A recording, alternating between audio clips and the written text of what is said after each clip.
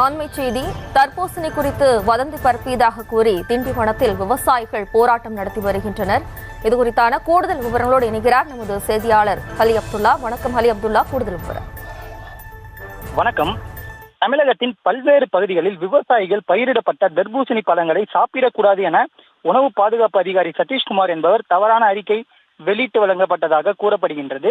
இதனால் பொதுமக்கள் தர்பூசணி பழங்களை வாங்கி சாப்பிடுவதில் அச்சம் ஏற்பட்டு வருகின்றனர். இதனால் தமிழகம் முழுவதும் உள்ள விவசாயிகள் பயிரிடப்பட்டுள்ள லட்சக்கணக்கான ஏக்கர் தர்பூசணி பழங்களை வியாபாரிகள் வாங்கப்படாமல் விவசாய நிலங்களில் அழுகி போகின்ற அவல நிலை ஏற்பட்டு வருகின்றது. இதனால் தமிழகத்தில் பல்வேறு பகுதிகளில் உள்ள விவசாயிகள் உணவு பாதுகாப்பு அதிகாரிகள் மீது உரிய நடவடிக்கை எடுக்க வலியுறுத்தி தொடர் போராட்டத்தில் நடத்தி வருகின்றனர். இதன் ஒரு பகுதியாக விழுப்புரம் மாவட்டம் திண்டிவனம் பகுதியில் உள்ள தர்பூசணி விவசாயிகள் 100க்கும் மேற்பட்டோர் ஊர்வலமாக வந்து திண்டிவனம் சார ஆட்சியர் அலுவலகத்தில் சார ஆட்சியரிடம் மனு அளித்தனர். முன்னதாக அவர் வெளிநாட்டு குளிர்பானங்கள் ஆதரவாக தர்பூசணி பழம் சாப்பிடக்கூடாது என அறிக்கை வெளியிட்டு உணவு பாதுகாப்பு அதிகாரிகளை கண்டித்து கோஷமிட்டு வெளிநாடு குளிர்பானங்களை கீழே கொட்டி தங்களது எதிர்ப்புகளை வெளிப்படுத்தி வருகின்றனர்.